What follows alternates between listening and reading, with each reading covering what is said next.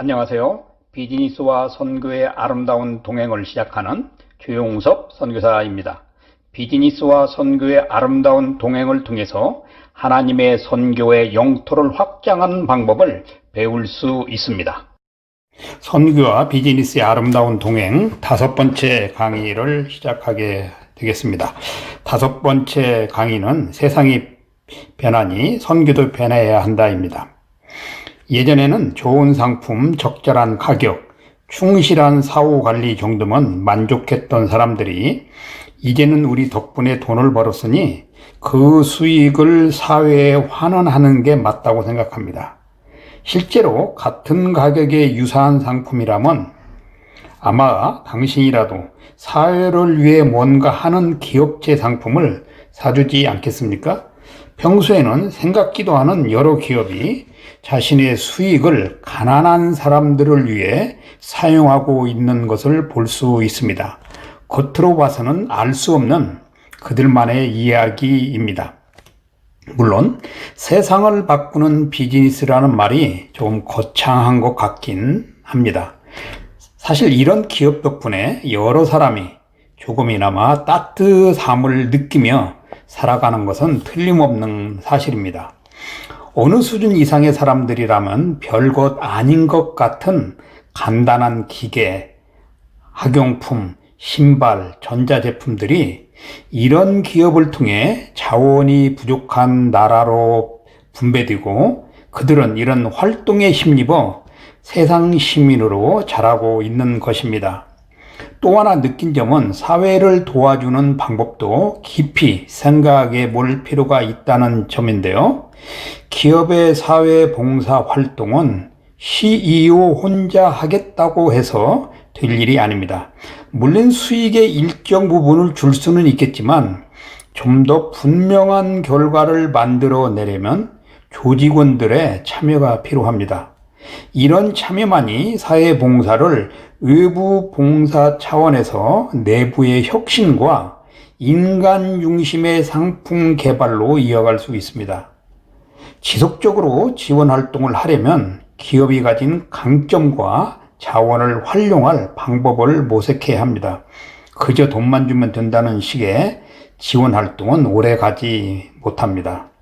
건설업자가 자신들이 가진 건설 노하우를 통해 무주택자의 집을 만들어주고 비료 만드는 기업이 좋은 비료를 가난한 사람들에게 무상 공급을 통해서 또 병원이 오지에 의사를 보내 환자를 도와주는 게 더 효과적입니다. 남을 돕겠다면 실제 도움이 될 수 있는 방법으로 도와줘야 합니다. 이를 위해서는 자신이 무엇을 할 수 있는지 자세히 따져볼 필요도 있을 것 같습니다. 비즈니스를 통해서 세상이 바뀌는 모습을 보았고 만들었습니다. 그래서 더 비즈니스가 절절합니다. 비즈니스를 선교와 동행이라는 단어로 만들어 보니까 더 애절한 마음이 듭니다. 이제 비즈니스를 통해서 세상을 변화시키는 일에 당신이 동참하고 있다는 사실을 깨닫기를 바랍니다. 비즈니스와 선교, 소통 가능한가 하는 것인데요. 단어적으로 보면 비즈니스와 선교도 단어가 전혀 어울리지 않는 것은 아닙니다. 아마 전혀 상반된 단어인지는 모르겠지만 선교는 주는 입장이고 비즈니스는 경쟁을 하는 상황 속에서 뭔가 주고받으면서 이루어지는 것입니다. 다시 말하면 누군가는 손해를 보아야 누군가는 이익을 얻는다는 것입니다. 작금의 미국의 대통령이 시행하고 있는 국가 우선주의는 바로 비즈니스를 성공적으로 수행하였던 위대한 비즈니스맨이니까 가능할지 모릅니다. 비즈니스는 정치, 외교, 경제, 문화 모든 면에서 상관관계가 없는 것으로 인식되어 왔습니다. 하지만 이제는 전혀 낯설지 않습니다. 이제는 국가의 비즈니스 경쟁력이 바로 국력이 되는 시대가 되었습니다. 이러한 상황에서 비즈니스를 모르는 국가의 지도력은 한계에 부딪힐지도 모릅니다. 다시 말하면 국가의 경쟁력을 위해서 비즈니스와 소통해야 한다는 사실입니다. 비즈니스를 모르는 국가의 지도자를 원하지 않을 뿐더러 비즈니스를 모르는 국가의 지도자는 이제 자격도 없다고 판단합니다. 비즈니스와 소통의 관계는 이제 거대 국가의 거대한 경쟁력이 되고 있습니다. 선교는 어떤가? 선교도 바로 소통을 통해서 이루어집니다. 소통이 없는 선교는 이루어질 수가 없습니다. 우리는 과거에 수많은 나라에서 영토 점령을 통해 소통 없이 이루어진 선교의 역사를 뒤돌아 보아야 합니다. 점령하고 노예로 부리고 혹독한 마음의 상처를 남겨놓은 잘못된 선교의 유산일지도 모릅니다. 소통이 없는 선교는 하나의 말장난에 지나지 않습니다. 하나님은 우리와 소통을 원하시고 소통의 이유로 이 땅에 자기의 아들을 주신 것 아닙니까? 이것이야말로 소통해야 하는 진정한 이유입니다.